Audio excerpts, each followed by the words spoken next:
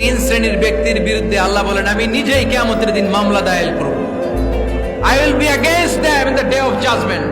Three categories of people I will be against them in the day of judgment. তিন শ্রেণীর লোক কিয়ামতের দিন তারা ছাড় পাবে না। আল্লাহ বলেন আমি নিজেই তাদের বিরুদ্ধে মামলা দায়ের করব। এর মধ্যে এক শ্রেণীর লোক হচ্ছে রাজুলুন ইস্তাআজারা জিরান ফাস্তাউফা মিনহু ওয়া লাম ইউতি আজরা। একজন শ্রমিক ভাড়া করে তার কাছ থেকে কাজ নিয়েছে কিন্তু তার পারিশ্রমিক আদায় করে নাই। এরকম আছে না নাই? দাপট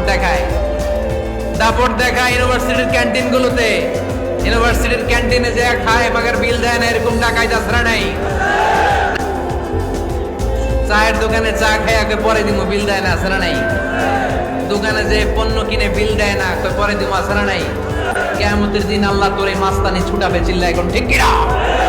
আনা খাসমুহুম, আমি নিজেই তাদের বিরুদ্ধে মামলা দায়ের করব। কথাটা কার? এজন্য বিশ্বনবী বললেন খবরদার, মেহনতি মানুষ, খেটে খাওয়া মানুষ, এদের দোয়া কবুল হয়ে যায়।